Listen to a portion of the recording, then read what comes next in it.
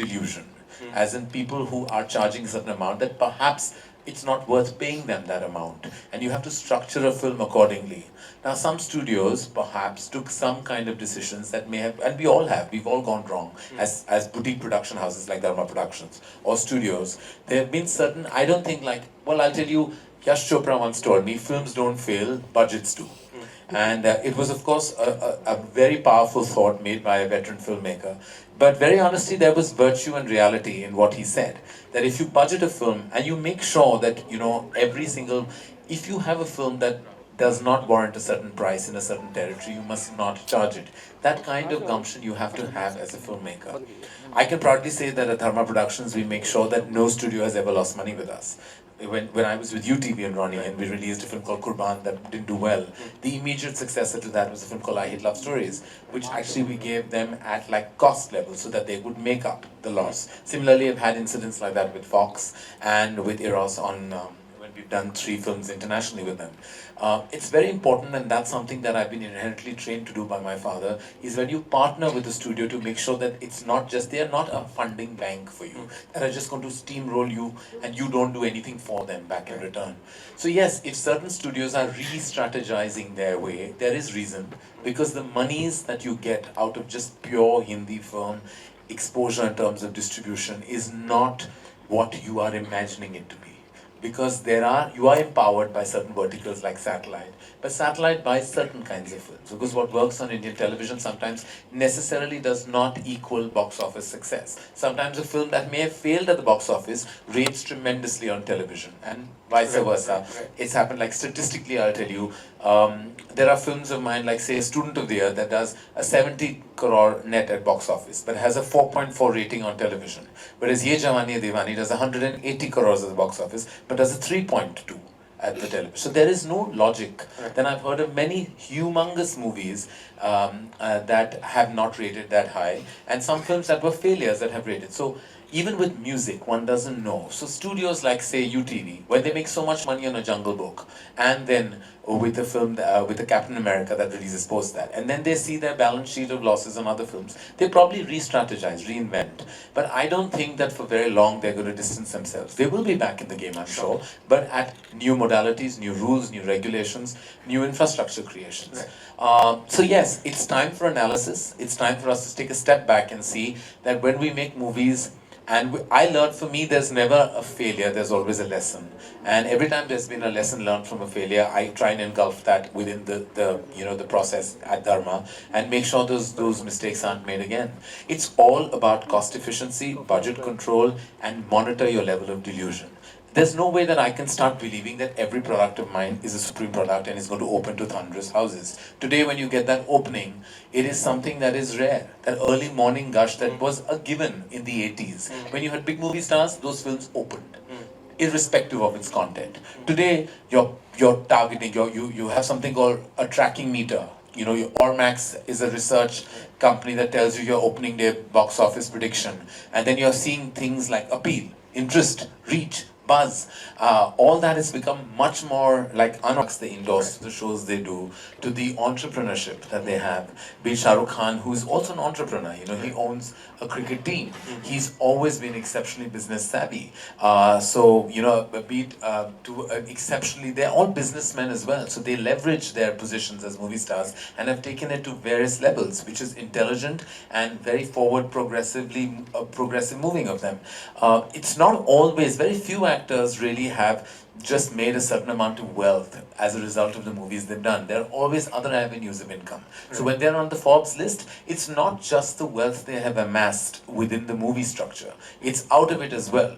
Because what happens is the stardom is much larger than the money in your bank.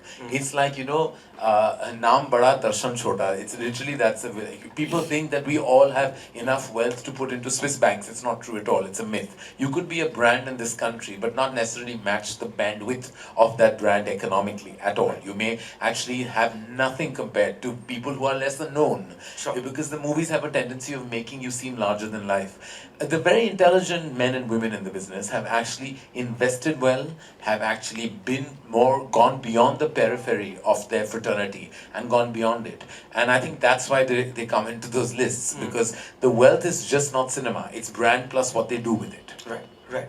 But given that cinema will always be, at least mainstream cinema will always be star driven, do you think that at some level the film industry in itself gets beholden by 4 or 5 people, and when their movies come out, it's a hit? Otherwise, you just don't know. It's actually, if you ask me, the middle order cinema is what's going to suffer. It's the what you know as indie cinema in the Sure. West. It's the tiny, powerful film, the Piku, the Pink, the Nirja, the Kapoor and Sons, the Urta Punjab, the cost to profit ratios, which are actually enormous. Those will be the gems of the year. And then there'll be the big event film, the Bajrangi Bhaijaan, the Sultan, the Rais, the Fan, the Dangal, the bigger movies. It's the middle order that you need to really monitor. Really you have to kind of make sure that those are not, don't go over the top in terms of budget. Because then everybody has to come on board. Actors have to know if they love a script, you can't go crazy charging that kind of money. And then everything else then has to peter down along with it, because the cost of marketing a film at the minimum level is 6 crores. The maximum can go up to 20. But even if yours is a tiny endeavor, you have to spend an X amount of money. Or then you be very creative about you. Like when we were presenting and marketing Lunchbox, it was a challenge because we had little money, but we had to make whatever noise we could. So you become clever. Those are few and far between, and a lot of academia and a lot of thought has to go into marketing a tiny film. Not every film, firstly, is worthy of a larger audience within that context. Like when I saw Lunchbox at Cannes, I told the UTV guys, I said, this film will make money, but you have to be clever about it. So we came up with, say, a line like, how do you fall in love with someone you never met? You build intrigue. You have to kind of do that. So there is a structure, but not every film warrants that. After that, there were a series of films that came to our table about, let's do this. It's a tiny film, just like Lunchbox. No, there's one Lunchbox. It's not every film that will do the same. There were many other endeavors and Me Too's of that zone, but not all of them struck a chord with an audience. So as I said, going back to your question, it's the smaller film and the small film with high content and the larger film with big movie star, or then maybe big CG appeal, etc. That will make a big mark. The middle order has to be monitored, or else it will result in the closure of many films, many studios, and many careers. But I mean, you know this better than anybody else, of course, in this auditorium, is that at the end of the day, the audience really goes looking at who's the face on the That's poster, day right? one. The whole thing has changed, man, which I think I call it the Saturday phenomenon. Like the good films are the Saturday films, the ones that really get spoken about on Friday. And one thing about our country you have to know, word of mouth travels faster than anything else. Your film is good in the morning, by the afternoon you'll see the spike, by the night you'll see packed halls, the Saturday will be humongous. I've seen that in all films that have been appreciated. So it's no longer, yes, for the certain films, the day one is going to be driven by perhaps those 3 or 5 large movie stars. But let me tell you, your film is good, you see the spike through the day. Like it's what happened recently with the success of Pink. It started at a certain number, it ended at a much higher number, and the next day the growth was phenomenal, and Sunday was like, it was cemented that it was a big success. So, as I said, it's now today become a Saturday. It's all become all about the Saturday. Your Saturday holds strongly, you know you're home. So it's no longer, I feel, don't go crazy with the film marketing it if you don't feel it has the right chops to get that number on day one, because no matter what you do, you won't get the number. If your film is really strong, show it internally, do your research screenings, show it to 200 people, that is this appealing to all TGs of people, make sure you do that before you hit the cinema hall. And then of course, you get an indication if it's a good film, it will definitely go on to do a large number. Unless of course we have restrictions of genre, like, there is deep dark content also that won't travel. But elevating film, all the films that have done well, actually that have been tiny, if you notice there's a certain sparkle and happiness to them eventually. The deeper, darker films do kind of have a restriction eventually. We are not a country that is very accepting to dark genre. Period. Those don't cross a certain number. No matter either it's a Raman Raghav or Urta Punjab, there will be a restriction eventually, because darkness, grey areas of relationships, or just generally gritty dark themes, don't meet with a favorable audience. Right, but I was talking more in terms of investment in human resource, as it were, or investment in movie stars, as it were. What happened, names? But they remain the top guys even in 2016.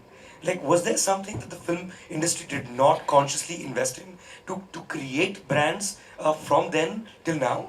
It's actually, the thing is that these men have gone through their own ups and downs with their Sure. careers, they always have. But they've built an equity from a time that is very tough for the younger generation, because they built an equity in a time when footfalls were very high, where people knew them. So their generation went on to produce children who loved the same stars. And then the footfalls fell. So these younger generation movie actors do not have the pleasure or the privilege of those large numbers that these stars that were built in the 90s and the late 80s had. Shah Rukh Khan came up in 91, Amir Khan in 88, and as Salman, I think, in 89, with Maine Pyar Kiya. 88, 89, 91. They had a decade heads up of building an equity, which none of these actors today, these numbers have not been seen. The number of people, you are made a big star by the number of people worldwide that have seen your movies. The equity built through the films that Shah Rukh, Amir, Salman and Akshay have done, through these 2 decades, that number, none of these no matter what the hit number But are you saying that that idea of the superstar, as it were, is a 90s thing? It's not possible to rebuild that. I'm not saying anything is impossible, because you can never say never, but Sure. it's going to be very tough for a Ranveer Singh or a Ranbir Kapoor to kind of build the equity. And I'm saying they have the talent, they're amazingly talented actors, but to build that audience base, that exceptionally loyal, faithful, fanatic fans of yours, you need to build those movies that have done those numbers over a period of time, just like Amitabh Bachchan, who had built his equity from the 70s and 80s, and it was only when these boys came up, who had the same audience numbers, they started dwindling in the multiplex era post 2001. Those numbers started reducing considerably with the advent of plexes, and when single screens were slightly diminished as a result of the plex audience, which means the pricing became more expensive, which means because of economic factors we lost a very large audience. So there's a whole section now that used to watch movies in the 70s and 80s and the 90s up to mid-level 90s. They don't watch movies at all anymore. They come out once for like Bhai's film is out, and they'll come out on Eid and Diwali in stormy numbers. There are huge amount, and the other thing is, the time factor is something like the biggest superstar in this country, according to me, is still the national holiday. That is the biggest superstar. We have mega stars. Salman is a mega star. Shah Rukh, Amir, humongous stars. But that combined with a national holiday is an unbeatable combination.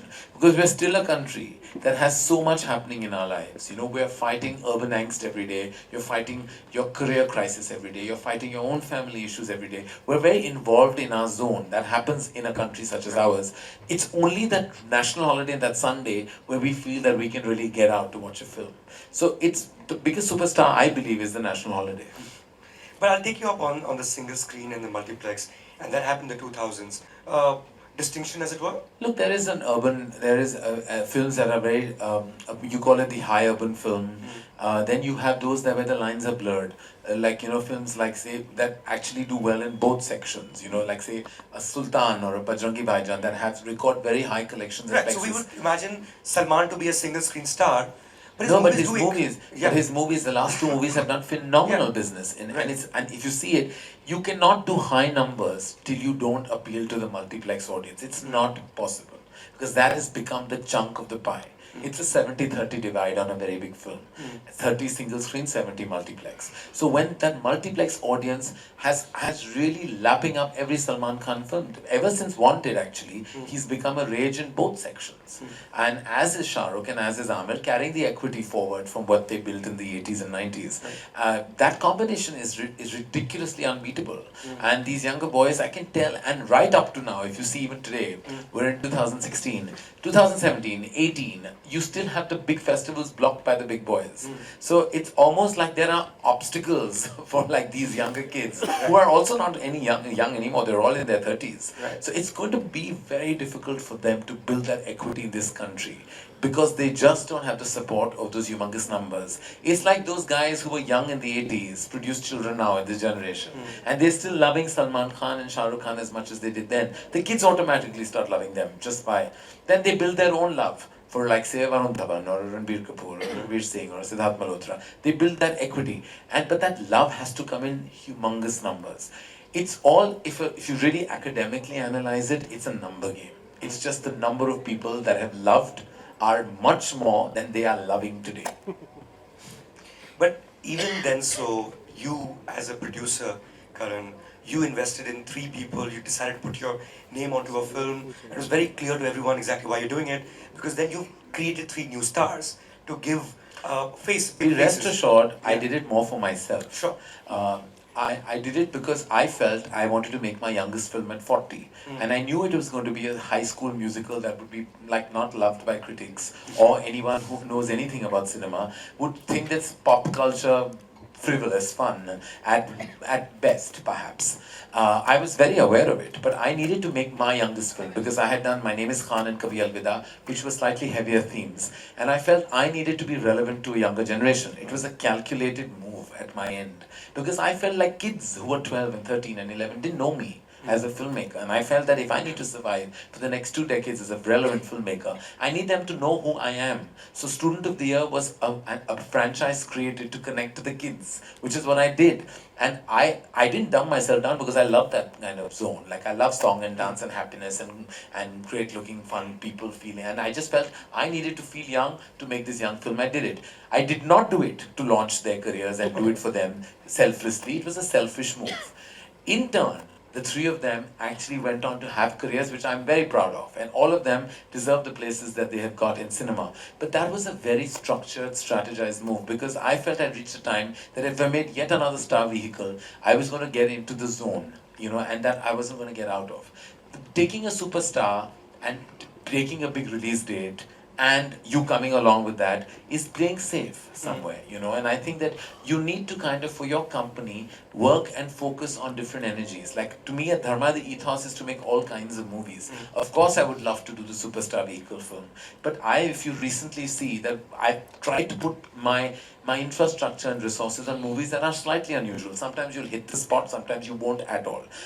It's really a hit and miss zone, but I've tried to do it with the younger actors constantly. It's been our endeavor always. Like when we made Wake Up Sid with Ranbir, our next move with him was to mount him on a Ye Jawani Hai Diwani and give him that epic love scale, to kind of make sure that we kind of grow within the realm of the younger generation. I'm a big supporter of wanting these kids to kind of really grow. Right. But you are at some level the old world producer as well, in the sense that you're a creative producer. You put in thought behind things you do. You're also a creative person in terms of whether you're directing the film or not. Right. I mean, you take ownership of the product, as it were. But when we compare someone like you, someone like Aditya Chopra, to say a Disney or a Viacom, which are headed by people from marketing backgrounds, people from perhaps not even Really like running, running a home or a kitchen in a home, as opposed to a five-star hotel. Really, you'll put in that much more. Everything, you will look at every ingredient that goes into every piece of food that you make. Whereas in a five-star hotel, you're going to kind of try to say make things in bulk and not perhaps be attached to every spice that goes into every dish. So we're pretty much, Adi and me come from that school where none of us actually ever on set when we make a film, we greenlight a script and we stay away. And then we enter the stage when the film, and sometimes I watched a couple of films and at the final stage I'm like, oh my god, this is going to be an epic disaster, there's nothing you can do. We can just say, okay, God bless us and move on. Or there are films that you can fight and do something with it and reshoot, probably re-add. And it's more nurturing, it's much more internal, and that's what we try and do at our end. I think we're more boutique. Of course, Yash Raj is the largest studio and it has an infrastructure and an entire distribution vertical along with it. But I think both the ethos of both Adi and mine are the same. We're more hands-on and look at everything. And of course, we leave it be. Like I believe the director should actually be left on his or her own devices eventually. And there are many a time both of us we exchange notes. We're best friends. We speak to each other, and I always ring him up before a release of mine that I think is going to fail. Never a one that's going to succeed. So you showed her? No, we don't show each other's either, but we talk to each other. I'm like, yeah, this Friday is going to be awful, it's going to flop. So he was like, why do you say that? I'm like, it's a really bad film, now what to do? So he's like, now what do you do? And then he told me, he's like, don't watch this film, or don't tell me what you thought of it. Like, we have an honest discussion, because that's the one thing that I learned from him, and he learned from his dad, is that none of us are deluded. We know when a film is wrong. But we still made it right. We have to put it out. And we have I've actually sat with the director once. Only the director and I know this. We sat, he showed me the final cut of his film, and I said, okay, chalo, listen, this is an epic disaster. You must know this. You're a bright boy. You went wrong. We've all gone wrong. Now we will go out and act. We will go out and tell the marketing team it's great. We'll tell the actors it's amazing. And we'll sell it like it's the best film in the world. But you must know it's not good. And it's going to flop. So he was like, and he with a white face looked at me and said, how can you say that? I'm like, because I can't lie to you. Because then the next time when I like your film, you won't believe me. So that's why it's important. You must know, ये flop होने वाली है. लेकिन अभी हमें बहुत बुरी flop हुई. लेकिन वो कभी देखो flop picture को पहचानना बहुत आसान हो जाता है. It's the hit ones that are tough to tell. Because you never know. The ones I'm always nervous about, I'm always very calm on the morning of a flop film. Because I know. It's the hit ones that I pop pills for. Because you have an expectation within. The flop ones, you just know. I've been watching films in a cinema hall in packed single screen since I was 4 years old. I'm a full filmy bacha like them. You cannot be more filmy than me. I've clapped, I've cried. I'm that popcorn eating wala audience that, that cries in cinema halls and claps in a moment. Like, I become like that. So when I watch a flop film, I know it, dude. I just know it. It's not a run. No, I don't care what you think of it. I know it already. Whatever. And of course, I read it's the ones you get attached to that you really feel can do that extra mile. Those are the ones you know. See, that kind of sense, only some of us producers who've been in the thick of Hindi films have. Adi has it, I have it. We know when we messed up. Sometimes you'll go, very rarely, you'll go wrong with your instinct. I got very attached to say, wrongly so perhaps it was not a film that connected. Say a film like Kurban, when I watched, I had liked it aesthetically.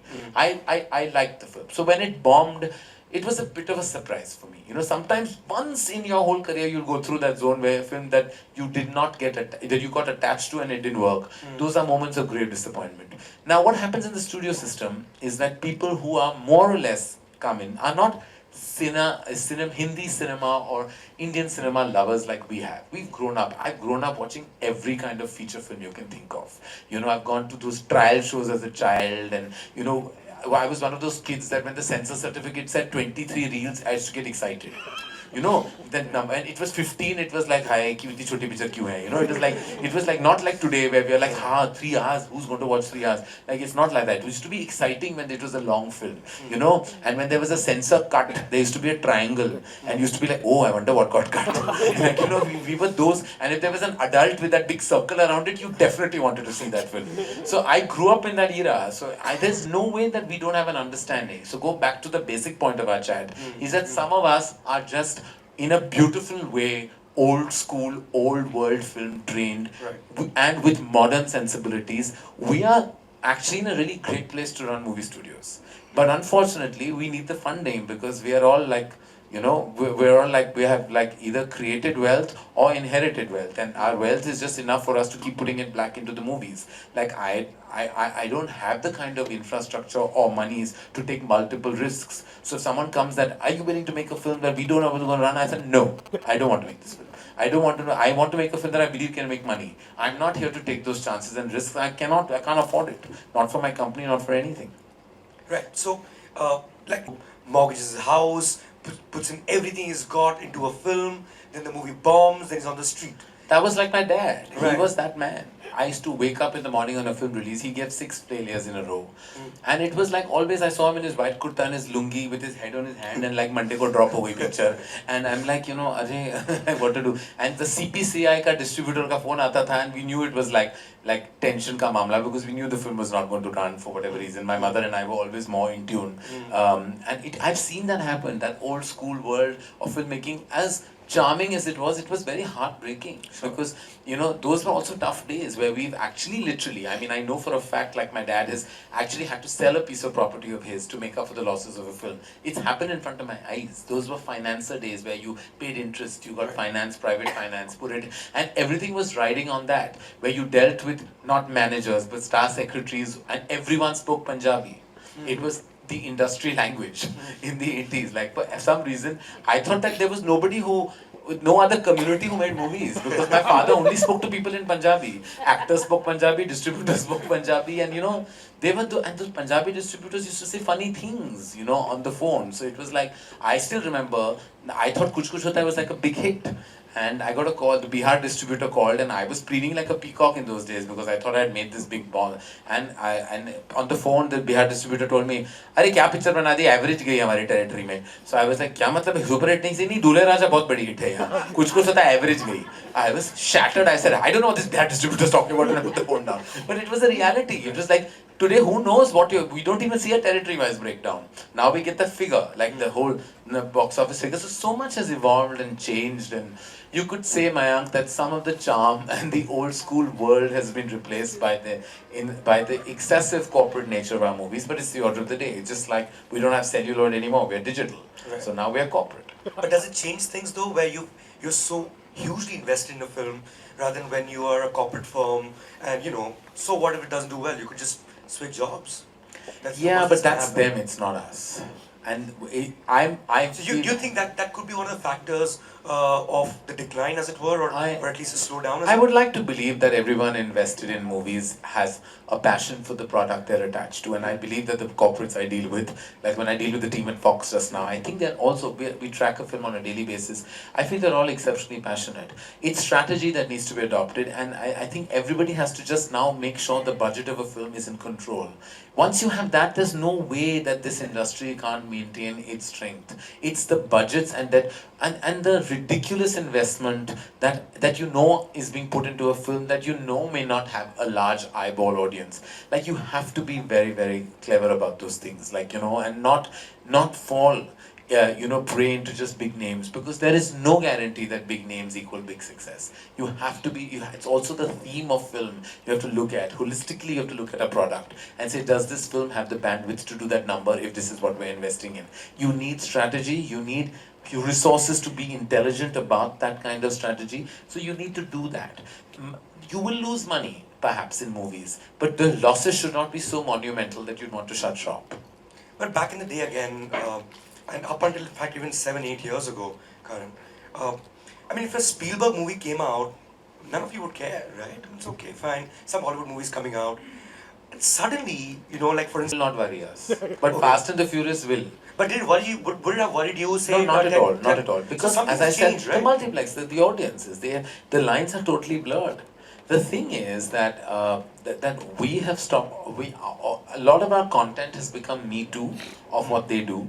If we updated our storytelling and made very strong thematic films that were actually not borrowed or Me Too versions, but created our own content, we can make our own Lord of the Rings. We need to make it our way, keeping our enormous culture in mind. We can make our own love stories with its own organic issues and problems.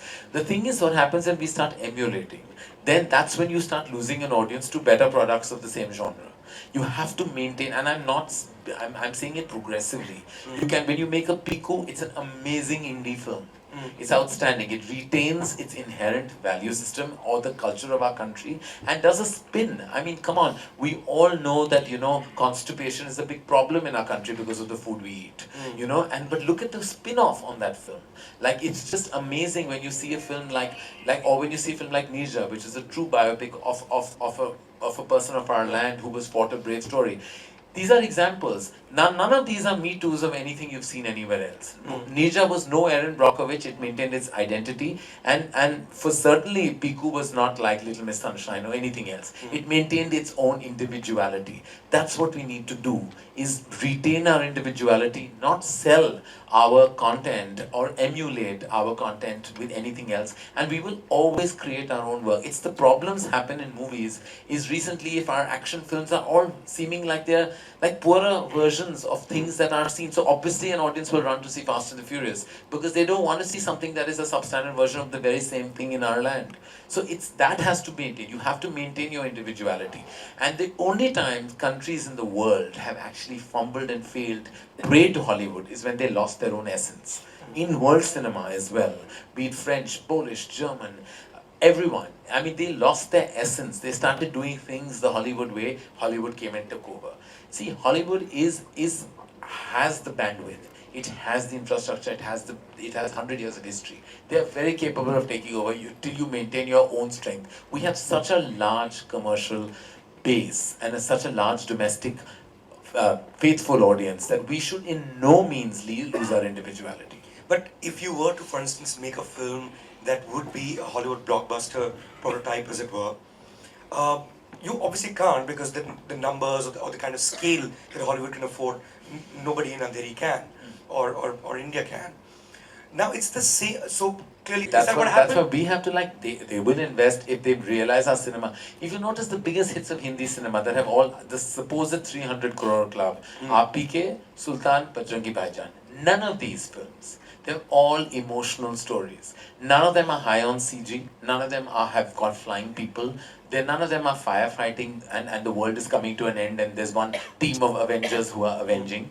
All these three are emotional dramas that are rooted in the culture of our land in terms of emotion, and they have all done 300 crores plus. Because these are now more power to that content, and more of such movies have to be made on larger scales because they are not Me Too's. That's what works. So that's what we need to start doing, is basically go back to the core content. Writing needs to be empowered. So much needs to be done. We don't need to we don't need to do what they do. They're doing it phenomenally well, but they can't do what we do. Nobody can do drama and emotion the way we do it. I've seen the reaction of our films even in the Western world when I've been to Cannes or to Berlin. Or, like I remember 2001, I mean this is of course strange now. I remember we were showing at the Cannes market, we showed Kabhi Khushi Kabhi Gham. And they've never stopped a film midway because they don't know the concept of an interval. But we stopped and everybody started clapping at interval and walked out sad. And they said that, oh my God, what a dark film. How Bollywood film has just ended so sad. And this is so tragic that he's been banished from the house and the film has ended and so dark. So I was like, no, there's a whole 1.5 months left. The second brother has to go back now and there are going to be 4 more songs. And the German lady looked at me aghast and she said, what will I do about dinner? I said, when you watch a Bollywood film, you don't eat dinner. So I was like this. And so I was just like, It's a huge hit in Germany, by the way. It is. Huge. And at the end of that film, I'm not lying to you, I felt I was at a funeral and someone deep that they all loved was dead. I think they were so exhausted because they had not cried so much in their entire life. As much as they cried in those 3 hours and 32 minutes. And they were just transfixed by the emotion. Because everything in their cinema is so subtle. But we come and yank your souls out. We beg you to cry. As filmmakers, we make you we make you reach such a point that you're weeping and we are still at it. Because that's the way we are as filmmakers. We don't let you go so fast. It's the way it is with cinema, in India. And what we do, they can't do. They don't know how to do it. The way we make people cry, no one can. It's just the way. So if you retain your soul, you maintain your entire, and we will always maintain. We have an interval. When Sitfield, and God bless his soul, came and gave a master class on screenplay, I wanted to meet him and ask him one question. I'm like, sir, how do you write this how do you write 3 acts with an interval? Do you know it's the biggest problem? We keep on going on our writing, but ladies and gentlemen, we have an interval. We peak twice in movies. We have to, because you go like that, interval. Then you have to come back and start your story. Who does that anywhere else in the world? We are never given credit that when you write a great film in Hindi or Indian cinema, you must understand it is a piece of genius if you get it right. Because no writer in the world has to deal with what we have to deal with. We have to deal with an interview. People stop the movie, go out, talk on the phone to each other, eat, and come back, and then you have to absorb their attention all over again. How is it possible? All of you, as a bunch of critics, have to account for the fact that when you have an interval, We are the only land that talks about film in two halves. I mean, like, in the world, they don't get this. I want to tell you, go out to the world, they're like, what do you mean the first half is not good and the second half is good? Is the film good or not? I'm like, no, but हमारे यहाँ होता है. Interval के बाद क्या चली picture? और interval के बाद flop हो गई, एकदम गिर गई picture. अरे, but you've liked 1.5 hours, but you've not liked the last one. So you hated the movie. But what about the first 1.5 hours that you liked? But that's the problem is the interval. So no screenplay lesson in the world. No, when people go abroad to learn, I tell them go for fun, go to LA and New York, have your fun and come back. Don't waste your time because when you come back here, यहाँ जीना यहाँ मरना यहाँ. इसके सिवा जाना कहाँ? Because you will only, I can tell you what the power of an interval is. Like my father used to tell me when I was young, interval के बाद बफर सीन रखो. I said बफर सीन का क्या मतलब होता है? वो जब popcorn खाते हैं ना तो पहला सीन ऐसा होना फ्लैट होना चाहिए. कोई ज्यादा इन्फॉर्मेशन नहीं देना चाहिए इंटरवल के बाद. Now how to write these things? Yeah? How do you account for a buffer scene? What is a buffer scene? How do I explain to you as a mainstream critic that I wrote a buffer scene because you were eating popcorn? It's not my fault, you know. So these were the old school kind of theories, and I think that we are a unique country because we stop our narrative and start it again, and now we do it to Hollywood films as well. I feel sorry for those Hollywood filmmakers if they ever saw their films in at a PVR or at a fun, because they'll stop the movie wherever they want and then start it whenever they have to. You know, it's wonderful. Only we do that in our land. So at some level, do we see a return? Huh? There's no return of that producer. They are probably not existent right now and probably don't have I don't the mean those same people coming back, but the model. No, they are not coming, they're dead. They can't come back. They are all dead. We have to, at our ground level, make sure that we kind of, and I'm not saying we have to be progressive, as I said in content. It's all we need to do, Mayank. It's simple mathematics. Your budget has to keep in mind the genre of film and the extent at which it can do. It's a simple stroke of paper you write down. Your recoveries of music, overseas potential, India potential, which you must take an average recovery number, a satellite number, and now a digital number. Then spend accordingly, pay accordingly, put riders on payment if you want a big star who loves your screenplay should come along, just like the way it is in the West. You have to have, it has to be an inclusive exercise now. You have to sit down with a great script, go to good actors, and pretend they are not movie stars. Because today, every time you set up a project, it's going to fall flat on its face. If I overpay anyone who's not giving me the eyeballs, how am I going to make sure that the studio makes money? If I'm borrowing studio money, I bloody well make sure that the studio makes money. It's my job to do that. Otherwise, I will be wiped off and vanished. So when I have Fox money with me today, I have a wonderful deal with them. Every single day, I make sure that that I work towards them making money. It's only then that I will feel empowered. So the responsibility on the producer is tremendous, and he or she has to take that responsibility. We cannot look at studios as sheer banks that are steamrolling money for us and we cannot be accountable. That is ridiculous. If I built a bungalow and they left their job, I should feel completely shitty about it, and I refuse to be that person or producer. I'll never be. Well, you know, the old world producer, as you said, what is it that you do that you are everybody's buddy? I'm just available and accessible. I mean, you know, I think much ado about nothing, Mayank. You can't take yourself too seriously in any job. You could be president of the country, and I think you should not take yourself seriously. What I do is a job.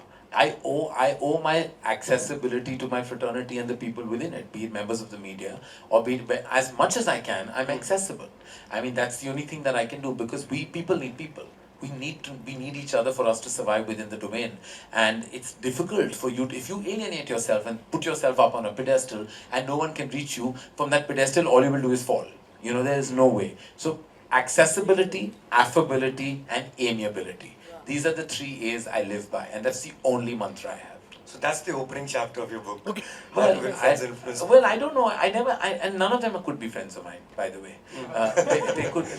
They could be healthy acquaintances. Sure. Because friends, you don't make friends and you don't make family that easily. Friends happen to a period of time. But being nice and being cooperative and just being a member of the fraternity without any trappings, I think is just the way. And I don't take myself too seriously, because I know if I have a success today, I'll have a failure next week or next month, and that should not take away from who I stand for as a filmmaker. You'll go through your ups and downs, but doesn't mean if you're on an up, you behave like, you know, you're superior. A feeling of superiority is so stupid and so last season. Like, I feel like it's just not the way to be. When I see certain filmmakers or actors on that zone, I feel like it's so short-lived. because you know it's the biggest names in the world and in our industry are the ones that will actually call you immediately when they have something. They will call you. People in between won't call you. Like I've learned this when I've seen people like someone like Yash Chopra, who was like a father figure to me. 7 in the morning he has to get his call for anything he wanted. You call Mr. Bachchan, he'll call you back. The greatest people in the movie industry are the most accessible people. It's the middle order who don't know where they are, the ones that actually are the ones that you'll never get a reply from. You'll then send them incessant text messages and there'll be no reply. And those are the ones you know will not last forever. Speaking of last season, what we're looking forward to is the. It's just another season. We haven't created many more stars to have, so there's nothing new. It's me. It's the same lot? It's the same lot in different combinations. Luckily, they have new enemies, lovers, and controversies. So that keeps changing. Nothing else is going to change. I can assure you, when people say what's new, I'm like nothing. I'm older, they are older, and they just have more combinations to deal with. But it'll be as fun, it always is. I mean, Coffee with Karan is what I do as a hobby that pays really well. It's somehow Thanks for slipping that in. Coffee with Karan and Fox are my two funding studios. Are you starting with Fawad Khan? No, I'm not. I haven't yet reached the combination. There's been a lot of conjecture about that. But no, we're zeroing in on our episode 1. We'll announce it soon. Super.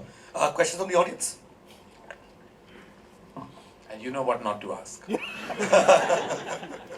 You should be clever enough, because you will get a silent smile and have Mayank say, please could you restrict yourself to questions relating to the topic of discussion. Am I right, Mayank? Yeah, correct. Totally. While he sips his coffee. Hi Karan, I am Major Muhammad Ali Shah. Where are you? Yeah. Sorry. Yeah. Hi. Hi. I would rate you as one of the supreme filmmakers in the country. And me coming from a theatre background, I want to know, as a filmmaker, does theatre appeal you as well? I have a great regard for talent on any platform. I'm not much of a viewer, and I have to admit to my, I would say my own unhappiness, that I haven't watched much of theatre in India. It's simply because I've just not been able to and I say making no time for it would be actually demean the amazing, I think, talent that is on theatre. I haven't had friends around me who've actually encouraged me to go and see theatre. I've heard a lot, and I know there are people who are fantastic and do amazing work on theatre. But yes, actors from theatre, I've definitely engaged with and worked with, and I would love to. And I think it's the age of talent that comes from all possible verticals in the entertainment zone. But to answer your question, I haven't seen much of theatre in India.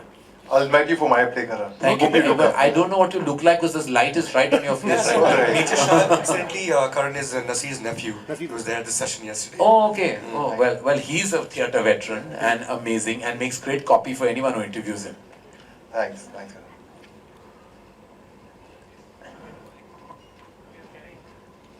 You can just. I can hear you. Yeah.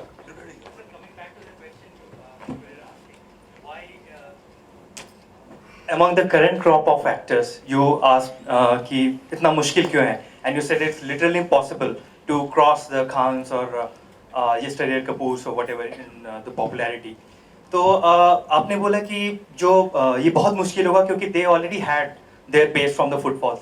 Now, do you also think one reason can you attribute this to this fact that the gap between the celebrity and the common man is also getting bridged? You know, जब हम लोग बड़े थे, like when I was watching your movie कुछ कुछ होता है in a very small town in Bihar, so I used to like it.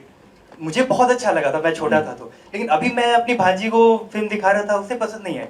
तो अब लोगों को ये समझ में आ रहा है कि ये प्यार मोहब्बत ये सब फिल्मी चीजें हैं और रियल लाइफ में ऐसा होता नहीं है. हमारे टाइम में ऐसा लगता था हाँ ऐसा ही होता है, लड़की को 2 बार ये किया तो हाँ ये, जबकि अभी ऐसा होता नहीं, होना नहीं चाहिए. बड़ी कठोर दिल है तुम्हारी. ये मैं कहना चाहूँगा, और मेरे दिल को ये छू गई है बात कि आपकी भांजी को मेरी पहली फिल्म पसंद नहीं आई. इस बात का बहुत रोना होगा मुझे, रात को मैं फूट के रोने वाला हूँ कि आपकी भांजी को मेरी फिल्म पसंद नहीं आई. देखिए, खैर, आपका कहना मैं मानता हूँ कि वो फिल्मों का जो सुर था और जो टोनैलिटी था उस ज़माने में, वो एक इनोसेंस थी उस फिल्म में. जब हम कहते थे उस फिल्म में कि प्यार दोस्ती है, लव इज़ फ्रेंडशिप, वो थीम को मैंने आज भी मैंने फिल्म बनाई है, लेकिन अपडेट किया उसकी टोनैलिटी को, सिंटैक्स को, ताकि आपकी भांजी को पसंद आ जाए. तो क्योंकि अब आपकी भांजी मेरी बैरोमीटर बन चुकी है. तो लेकिन कि वो एक ऑर्गेनिक इनोसेंस था उस फिल्म में, जो जब मैं भी 24 साल का था जब मैं वो फिल्म मैंने लिखी, और मैं इंस्पायर था राज कपूर से, यश चोपड़ा से, और वो फिल्में, वो खैर दैट इज वन टॉपिक। तो वो एक इनोसेंस थी उस जमाने में, जो आज मैं वही फिल्म नहीं लिख सकता जब मैं खुद कुछ कुछ होता है देखता हूँ। I was joking earlier, but when I see Kuch कुछ होता है टुडे और कभी खुशी कभी गम, आई माई सेल्फ वंडर कि मैंने ये क्यों लिखा, कैसे लिखा, कहाँ से ख्याल मेरे जहन में आए। क्योंकि एक्चुअली कुछ कुछ होता है बहुत ही अनयूजुअली सिली थीम है, क्योंकि पता नहीं उस 8 चिट्ठियों में वो माँ ने क्या लिखा था। 4 साल का बच्चा क्या पढ़ता है वो इतनी कन्विक्शन के साथ कि 8 चिट्ठियां माँ ने छोड़ी है, पर क्या लिखा होगा पहली चिट्ठी में, दूसरी चिट्ठी में, कि वो बच्चा सुन सके या पढ़ सके। वो लॉजिक, वो कहता है मैं जिंदगी में प्यार एक ही बार होता है, शादी एक ही बार होती है, खुद उसने 2 बार प्यार किया है, शादी 2 बार की है, सारा गलत था। लेकिन इतनी कन्विक्शन के साथ लिखी थी कि it made all sense. Today हम लॉजिक के बारे में सोचेंगे। आज तक मुझे किसी ने पूछे कहा शाहरुख खान का प्रोफेशन क्या था, कुछ कुछ होता है, I have no idea. somebody asked me कि क्या है, I said I don't know, business था। क्या बिजनेस, इतना बिजनेस था कि उसने इतना वक्त मिल गया कि वो समर कैंप में 1 महीना जाके बैठ गया कि कौन सा वो एम्पायर रन कर रहा था। It was quite silly. Like Shabana ji called me, कुछ कुछ होता है की स्क्रीनिंग उन्होंने कहीं देखी थी बर्मिंघम में, आपकी भांजी की तरह she also had problems, so she called me and she said कि भाई ये क्या हुआ, खूबसूरत नहीं थी तो प्यार नहीं हुआ, खूबसूरत हो गई, साड़ी पहनने लगी, बाल बड़े हो गए और इश्क हो गया उसे, क्या कहना चाहोगे? I said sorry, I said I don't know, you are right, I don't know, but I have no justification. I'm just sorry because that's what it is. और अगर आप कभी खुशी कभी गम देखोगे तो the format of कभी खुशी कभी गम is the exact same format of कुछ कुछ होता है, जहाँ से शुरू होता है फ्लैशबैक में, इंटरवल पॉइंट कहाँ बैठ जाता है, और फिर Hrithik Roshan is the Sana baby Sana of Kuch कुछ होता है, वो जाके अपना family, it's the same screenplay, which I actually realized much later. That time I thought I was making epic Ramayana of family film, but actually it's the same story of कुछ कुछ होता है, it's the same thing. But as I'm trying to say, the innocence is dead today. वहाँ एक innocence था और वो film stars की एक अपनी अपील थी। आज क्या हो गया कि ट्विटर पे सब जानते हैं कि लोग क्या कर रहे हैं, तो जैसे कि आपकी अब यंगर जनरेशन की बात कर रहे हैं, the whole mystique and magic of movie stardom is that pink वेला पे आ चुके हैं, एयरपोर्ट के बाहर निकल रहे, ये और ने आप देख रहे हो, कपड़े क्या पहन रहे, कहाँ जा रहे हैं, किससे बातें कर रहे हैं, the paparazzi is all over the place. Where is the mystery? You wanted to know कि उस जमाने में। You think social media has killed a superstar also? Of course, it's killed the longevity of it. Superstars will always exist. There will always be celebrities and stars. But like वो जो आपकी चाह है to find out एक star के बारे में, जो आप शायद जब आप बड़े हो रहे थे, जब आप बच्चे थे और आपने पिक्चरें देखी, मेरी तरह एक मिस्टिक होता था। मैं खुद फिल्म इंडस्ट्री का हिस्सा था, लेकिन जब अमिताभ बच्चन से मेरी मुलाकात होती थी तो मेरे my knees used to start shaking, you know, because I used to feel कि my God, you know, Amitabh Bachchan आया है मेरे सामने में और मैं उनके पैर छूता हूँ, with respect I still do it, but there was a mystery. आजकल के बच्चे उनको लगता है क्योंकि आंगन में ये स्टार्स खेल रहे हैं, क्योंकि वाकई वो हर जगह घूमो, टेलीविजन पे हो, सोशल मीडिया पे हो, ट्विटर पे हो, फेसबुक पे हो, हर जगह आते थे popping up, you know, all over the place. They've become pop-ups now. They've stopped being stars. Thank you. Next question. I have one. Yeah. Hi, Karan. Hi. So my question is with regards to the upcoming short films and web series, and as a product, how you see them? Like whole. I think we still have to get our digital act together. I think there's a lot of talk about like this. Everything suddenly that is not being made into a film, people think that should be made into a series. Correct. That doesn't mean anything. You should actually structure. It has to be a structured format and a platform that you actually empower. So right now we are still, I think, very nascent. We're dabbling all over the place. Everyone's talking. Everyone's web series bana rahe, go digital, go short. It doesn't mean anything right now. It'll find its feet, but in a while. You know, it's right now, I think it's too nascent a stage, and I think that it needs a lot of larger forces to make stronger content for it to really be an empowered platform. So are you venturing into it, like you said, that you would like to take risk and not play safe? Well, I would like to. It's definitely on the avenue at Dharma Productions, but not right now. We are still like trying to make sure that we make our movies right. All the best. Thank you. Yes, what? Hi Karan, Hi. I'm I'm big fan of yours. Thank you. मैंने आपकी movie कुछ कुछ होता है कई बार देखी है और उसी का मैं म्यूजिक प्ले करना चाहता हूँ माउथ ऑर्गन से. हैं? क्या नहीं? क्या करना चाहते कपिल हैं? शर्मा माउथ सुन ऑर्गन से. क्या आप गाना चाहते हैं? नहीं गाना नहीं चाहता, माउथ ऑर्गन से प्ले. ओह अच्छा अच्छा, हाँ प्लीज सुनाइए. आप रिकॉर्ड कीजिए, अपनी भांजी को सुनाइए.